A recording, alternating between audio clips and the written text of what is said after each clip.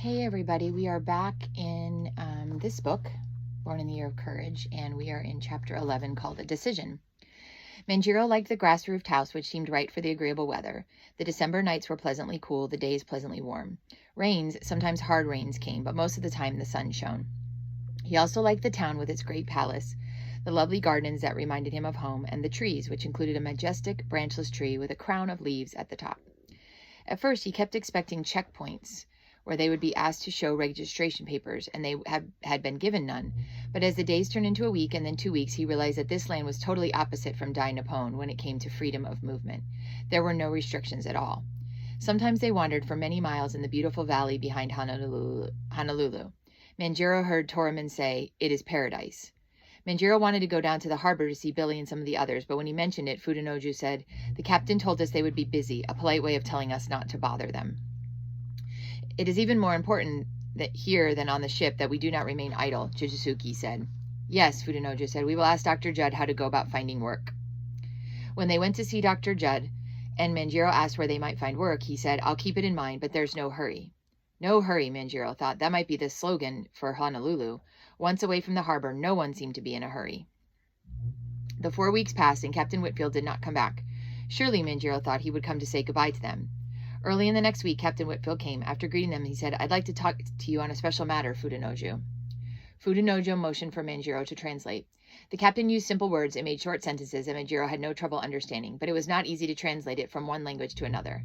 In his concentration, he scarcely understood until Captain Whitfield's address to Fudenoju stopped. At that point, the impact of the captain's request hit Manjiro. His heart pumped faster. His mind whirled. Captain Whitfield had asked if Manjiro could sail on the John Howard for the rest of its whaling trip, then go on to America. He sensed a struggle inside Fudenoju. Fudenoju was responsible for him. Did he want to go if Fudenoju gave permission? He and his friends had endured much together. They were more like brothers than friends. But what an adventure it would be to go to America. And since Captain Whitfield was a whaler, it would not be like saying goodbye to his friends forever. Captain Whitfield had obviously been to Honolulu many times. Manjiro would see his friends when he and the captain returned here. At last, Fudenoju turned to Manjiro. "It is you who will stay or go. You must decide." "I want to go," Manjiro said. Chapter 12, Far From Home. Another ship came into view, then sailed directly toward them.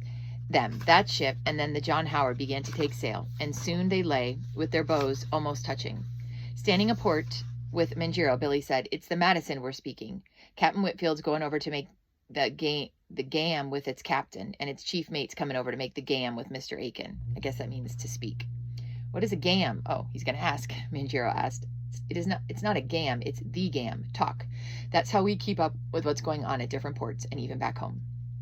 Mr. Burke, the second mate who had walked up, said, "It is also how we receive and send mail."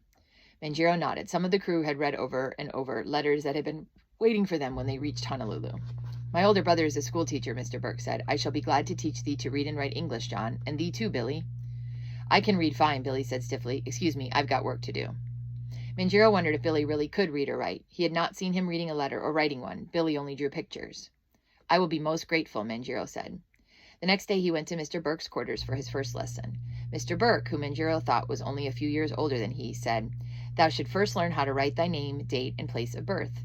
Every time thou turnest around, thou will need to put that information on one form or another." He wrote letters. "It is thy name, John Mung." Painstakingly, Manjiro copied the letters. "I will do the rest in order that we have time left for thy lesson," Mr. Burke said. "Later, you must copy this and practice writing it." "Place of birth?" "Nakanohama," Manjiro said. "Province of Tosa. Island of Shikoku. Dai Nippon."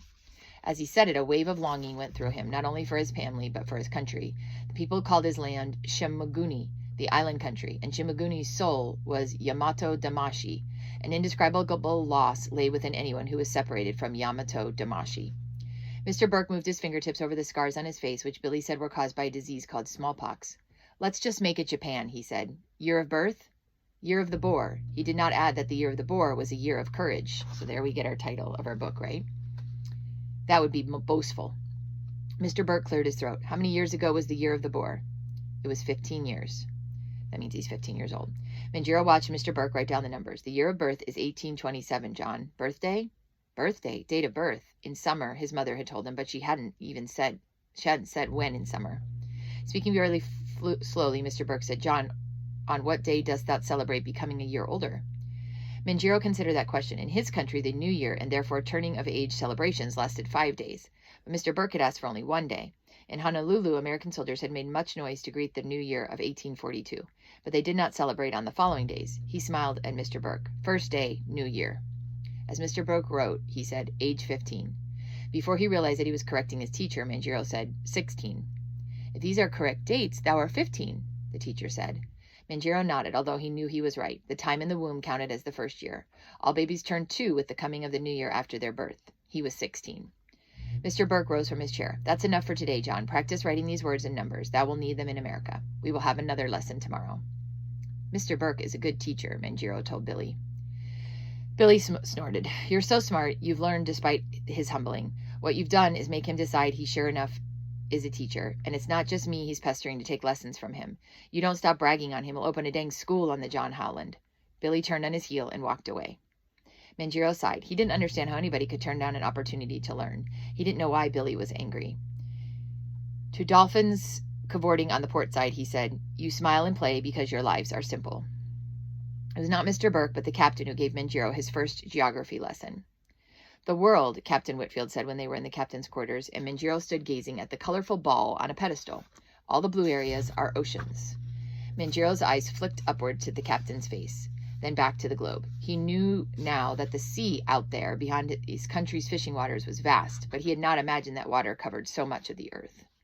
Captain Whitfield picked up a pointer and touched the globe. Your country, he said. It was so small. All the islands together took only a tiny space. Captain Whitfield turned the globe. And here are the Americas. He started near the top with the pointer. North America, Central America, South America. Manjiro gasped. America is big. Captain Whitfield smiled. These are the states, are part of the Americas, and this is called Spanish California. But to be more accurate, it is Mexican California. Now see this small state? It has a long name. Massachusetts. That's home, John. Manjiro heard the note of longing in Captain Whitfield's voice when he said, that's home, and realized that the captain considered it Manjiro's home, too. But it was not his home. His home was one of those Japanese islands, a village where ancient pines weathered storms and flower gardens were a part of even the poorest hut, a house where his family lived and where his ancestors were listed and honored. Although he was aware that Captain Whitfield was watching him, Manjiro did not look up at his face. John, some things were meant to be, Captain Whitfield said. He put the pointer down, went to his desk, and opened the logbook. I'd like to read an entry to you, he said. I wrote it the day we brought you and your friends on board. Sunday, June 27, 1841.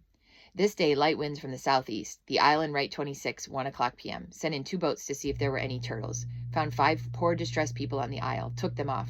Could not understand anything from them more than that they were hungry. Made the latitude of the isle 30 degrees 31 minus north. Manjiro sucked in his breath. You did not see the piece of canvas I waved? You did not come to the rescue of us? You only found us because the men were looking for turtles? That is what we thought, Captain Whitfield said. We spotted the isle, then went on our way. But one of the men said some turtle soup would make a fine Sunday dinner. Turtles are found near islands.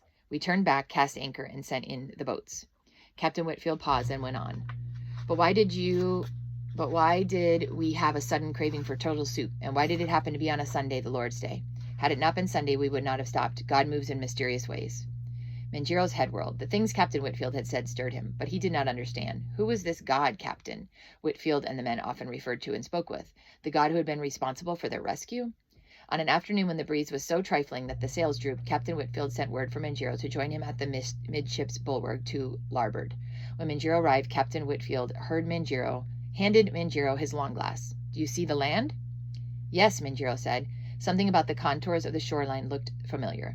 He had seen that coastline before. He was looking at his own island.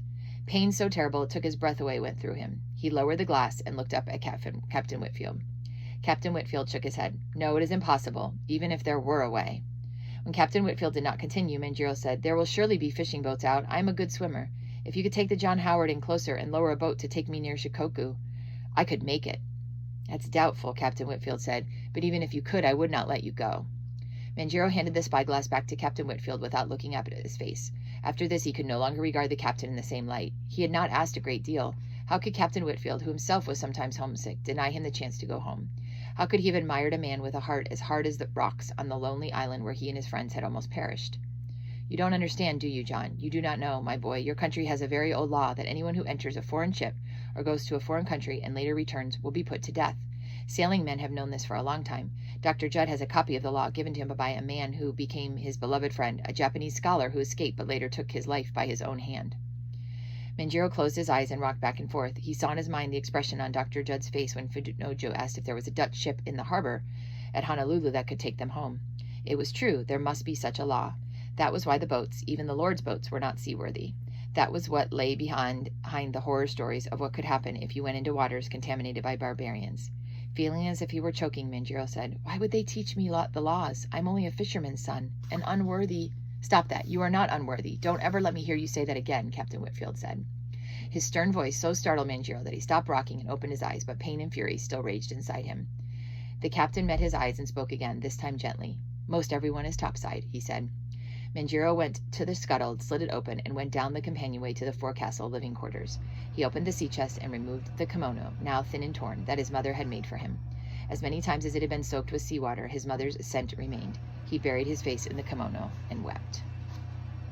13. Japanese boy, American boy. In his diary, Manjiro wrote May 7, 1843, "Today we will enter port at..." He could not remember how to make the words. He had to look up at the names Captain Whitfield had printed for him. Fairhaven, Massachusetts. Later he thought he would burst with excitement when he saw hills rising on the land, and ahead of the ship, a drawbridge they would pass under.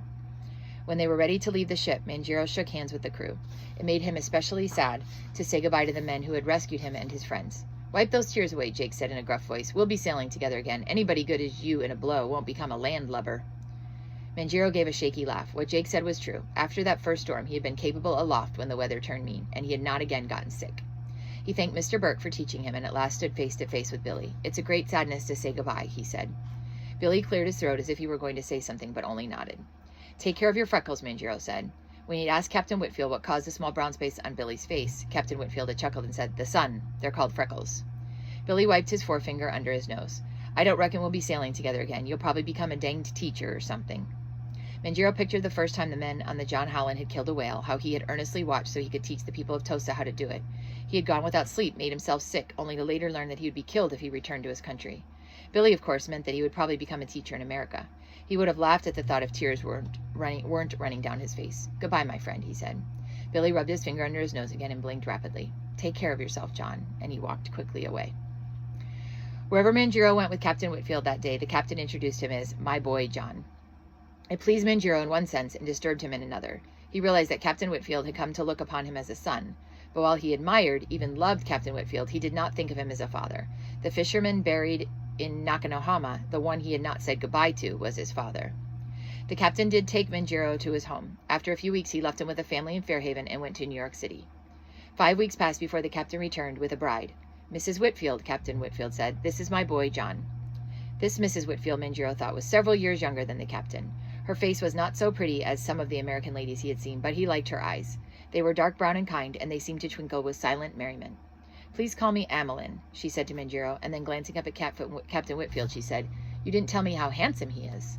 Manjiro's face grew warm. He had not minded when his mother friend said he was handsome. Japanese women loved to tease, but American women were generally more reserved, and he didn't know Mrs. Whitfield.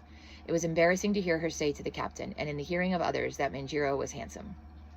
Captain and Mrs. Whitfield soon bought a farm on Scotticut Neck, which juts into the sea outside Fairhaven, and began to build a home. At the end of summer, Captain Whitfield enrolled Manjiro in Oxford School, a private school several miles away, headed by Miss Allen. After she greeted him, Miss Allen said, "I see that you turned 16 in June." Manjiro didn't explain that he had made up the June birthday, nor that in his country he would now be 17. Except for special occasions when he went to Scotticut Neck, he stayed with the captain's sister, who lived near Miss Allen's school. He did well at school and advanced quickly. Miss Allen frequently invited him to supper. "John," she said to him on one of those occasions, "I know it hurts when some of the other pupils aren't kind to you. I wouldn't worry about it. It's only because you're a good student and they're jealous." Perhaps some were jealous, Manjiro thought, but there was another reason some of the students shunned him. When he had asked one of the boys, who at first had been friendly, if he had done anything to offend, the boy had shaken his head. "It's not that you did anything, it's just that, well, my parents don't want me to get friendly with the Oriental." "It is enough to have good friends like Job Tripp and Tilly Nelson," Manjiro said now to Miss Allen. "Job is also an excellent student," Miss Allen said. "Tilly is good-natured."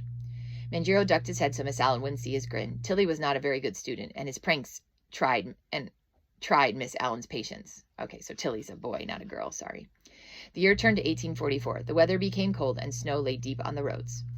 Manjiro was glad when spring came and he could again occasionally go home to Skotnet Neck. Except it was not really home. Life here was good, but the pull back to Dai Nippon had not weakened. It was not only the fact that he had not been ready to leave his mother that caused the sorrow that always lay in his heart.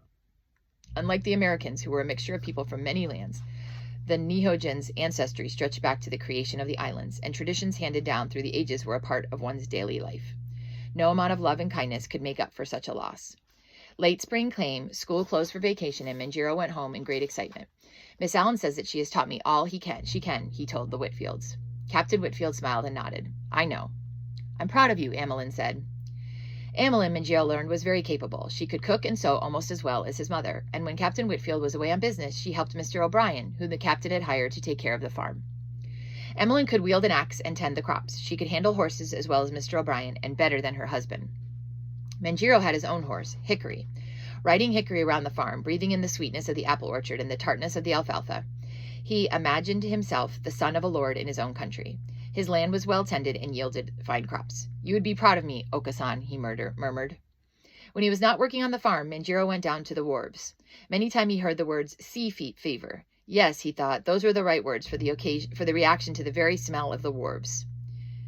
Wharves are like, I think, I gotta look up what a wharf is. WHARVE. I'm not exactly sure, so I'm going to put that in the comment to you guys. Sailors did not love the sea. It was not possible to love a place of such vastness and of such violence. Nor could one hate the sea. Surely nothing could match the sunset and the sunrises, the moon path that made a spray look like pearls, or the contentment that came with a gentle breeze. He kept thinking he might see Billy, and finally he asked questions and learned that Billy had signed on to another ship a few weeks after the John Howland had come into port. Evidently the sea was Billy's home. Manjiro hoped Billy had sailed with a good captain. Listening to the sailors, he understood more than ever how fortunate he and his friends were that it had been Captain Whitfield who had rescued them. Some captains, he learned, were so cruel that they ordered floggings. Captain Whitfield had maintained order with no more than one shouted word, avast, which means cease. Nor were all the ships clean like John Howard. Some were filthy and rat-infested. The John Howland had gone back out with a different captain, but Manjiro expected that Captain Whitfield was beginning to feel the sea fever too. It would surely not be too long before they sailed, and they would of course go to Honolulu. He would see his Tosa friends. At the wharves, he also heard arguments about slavery in America. He knew well where Captain Whitfield stood on the subject. The captain hated slavery, and he never hesitated to voice his opinion that people should be judged by their character, not by their color. Amelin told him that the church they attended was not the church Captain Whitfield had joined as a young man. The church he loved required those of colors to sit in the back, she said, so we do not go there. The church Captain Whitfield and Amelin and Manjiro attended let anybody of any color sit anywhere they wished to sit. But both at church and at the wharves, Manjiro saw hatred in some of the strange faces that turned toward him. One evening an old sailor said, "You're one of them slant-eyed Japanese," and he spat at Manjiro's face.